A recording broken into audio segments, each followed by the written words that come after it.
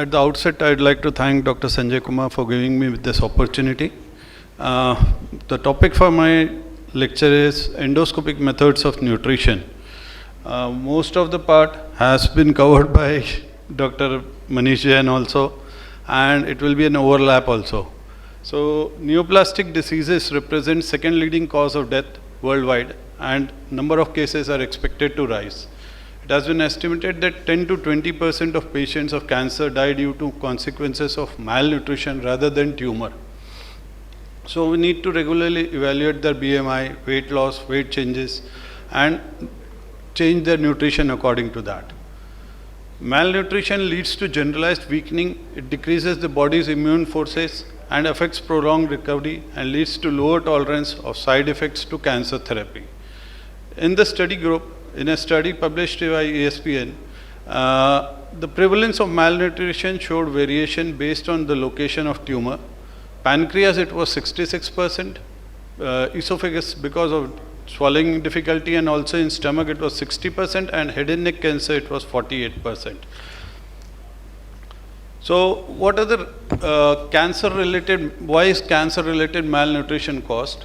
It is because of inability to ingest food due to lumen obstruction that causes dysphagia and recurrent vomiting, the harmful effects of surgery and medical treatment that prevent adequate nutrition intake due to swallowing, severe mucositis, nausea and anorexia. Metabolic modifications induced by cancer itself also lead to malnutrition. What are the ESPN guidelines? The energy intake should be like a normal person, it should be 25 to 30%. Protein intake should be in a cancer patient should be 1 to 1.5 gram per day. Intake of vitamins and minerals should be normal. ESPN does not encourage, that is the European Society for Enteral and Parenteral Nutrition does not encourage the use of high dose micronutrients which are propagated by many pharmaceuticals. In cancer patients who suffer malnutrition without swallowing disorders, nutritional counseling, and we have to start them on oral intake, and oral nutrition supplements are recommended. Enteral nutrition through tube is recommended if the inability to eat for more than 7 days is anticipated and dietary intake is below 60% of the estimated requirement for more than 10 days. Head and neck cancers, particularly pharyngeal, laryngeal, esophagogastric tumors, all neoplasias causing gastric outlet obstruction such as tumors of the pancreas, hepatobiliary are important causes of intolerance to oral intake. As gastroenterologists, we have a very specific role in increasing their nutrition. ESPN also recommends, if you have severe anorexia, ESPN recommends use of corticosteroids for 1 to 3 weeks. Progestins, that is medroxyprogesterone, can be used as a pharmaceutical agent and it increases the appetite. In cancer patient whose nutrition status does not improve despite enteral nutrition is recommended, and sometimes even parenteral has to be given. 2 recent reviews demonstrate long chain fatty acids, improved appetite, body weight, post-surgical morbidity and quality of life in weight losing cancer patients, and long chain fatty acids in similar population during chemotherapy, and made mostly tolerable. Chemotherapy was tolerated properly if they were given these supplements. There are several reports of protective effects of fish oil on chemotherapy induced toxicities like peripheral neuropathy. So we have to be more aggressive in treating these patients also. There is insufficient data to recommend cannabinoid to improve the taste disorder or anorexia in cancer patients. Subsequently, it was demonstrated that there are some immune modulating drugs, and the term immune modulating nutrition or immunonutrition refers to liquid nutritional supplements enriched with specific nutrients like arginine, N-acetylcysteine, and fatty acids and nucleotides. This have been helpful in the body, and as per the chart, this has already been discussed. So how does the gastroenterologist come into picture?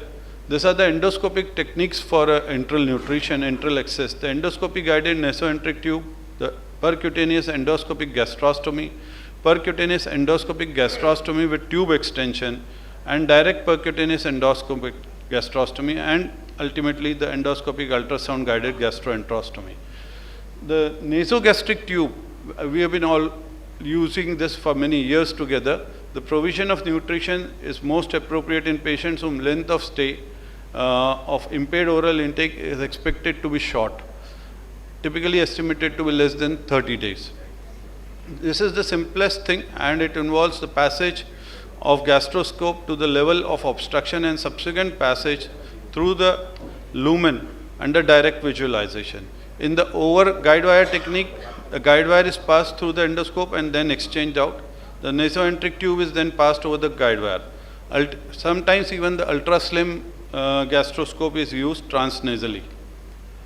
Percutaneous endoscopic gastrostomy is has been become preferred means to establish long-term enteral access who are unable to meet their nutritional needs perorally. In a recent study involved multi-centric retrospective analysis of 904 patients with head and neck cancers who received prophylactic PEG tube placement versus no PEG tube. The study compared weight loss, treatment tolerance between the two groups and found overall difference between the two groups were not significant, and this study was published in 22, American Journal of Gastroenterology, 22. However, a subgroup in this study, a subgroup of patients with low BMI, they found that these patients were able to tolerate therapy better if there was a PEG tube placement. In another prospective study, 133 patients with non-invasive nasopharyngeal cancer who were treated with prophylactic PEG tube placement were found to have significant improvement in terms of completion of chemotherapy, less weight loss, and lower incidence of mucositis than those in non-PEG tube group. There is always a problem of cancer seeding, and a recent retrospective review concluded that the risk of cancer seeding with PEG tube placement was underestimated, and it can be up to 1 to 9%.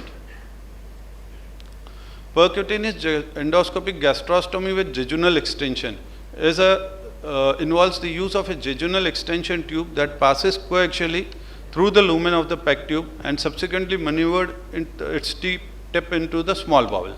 The PEG J has the advantage of providing access to both the gastric lumen and the small bowel lumen, such that the gastric port can be used for decompression and the jejunal port is used for feeding. The only problem is the small caliber of the tube leads to clogging, and other problem is it can coil back into the stomach. So for this, the main drawback of the PEG J has been the coiling back. One interesting modification is the pediatric PEG tube in place of jejunal extension with internal bumper of the pediatric PEG tube acting as a sail. I'll take 2 more minutes. Okay. Guidelines from the American Society of Gastrointestinal Endoscopy and the European Society of Endoscopy support the use of PEG J and PEG gastrostomy with jejunal extension tubes for long-term post-pyloric feeding as alternative to nasojejunal tubes or surgical gastrostomy. This is how a PEG jejunostomy tube looks like, but this is not available in our country at present. Esophageal stents are self-expanding and they are used for patients with esophageal cancer. This has already been covered by Dr. Manish Jain. The interesting thing is PEG versus esophageal SIMS. In retrospective study of 308 patients, which was published in 2021, who underwent PEG tube placement versus SIMS placement for palliation of esophageal cancer, those in the PEG tube group were found to be better survival and less need of further intervention in comparison to SIMS. So, therefore, PEG tubes, even if they do not palliate dysphagia symptoms, it may be favorable alternative in comparison to SIMS placement in terms of maintaining nutrition and avoiding post-procedure complications in patients, and should be thoroughly counseled before proceeding with either course of action. Duodenal stenting already covered by Dr. Manish Jain. The current guidelines suggest duodenal stenting for patients with a life expectancy of less than 6 months who desire resumption of oral intake with short length of stay in hospital.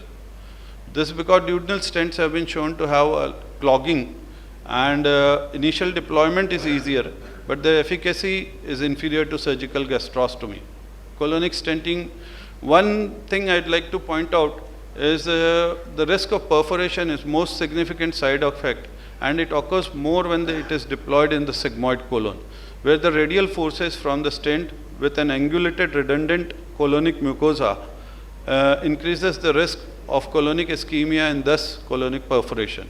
Ongoing treatment, patients who are ongoing on treatment with bevacizumab in particular have been associated with higher rates of colonic perforation after stenting.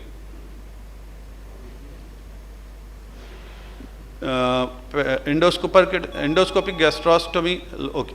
Jejunostomy has already been discussed, and I will not go into it.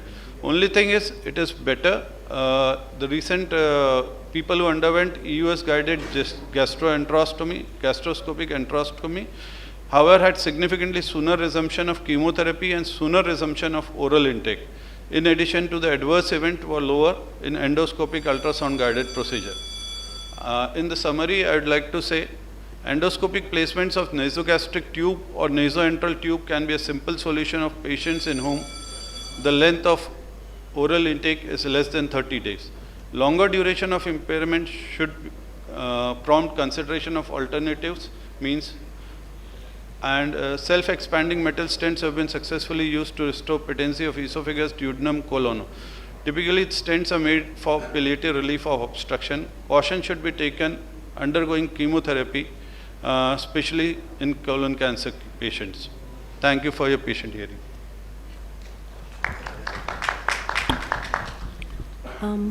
Thank you very much, Dr. Sir, for your very detailed discussion on the various modalities to feed patients of gastrointestinal cancers. However, I would have been more interested in, as a nutritionist, I would have been very interested in how do we meet the nutritional requirements of the patients. The ESPEN guidelines are all fine. Having been in practice, there are innumerable challenges in meeting and feeding the patients and adequately convincing them on using the foods as per their requirement. But thank you, Dr. Sanjay, for putting this in the forum, and I hope in future maybe we can have a wider discussion on the whole spectrum of feeding in gastrointestinal cancers. Thank you for this.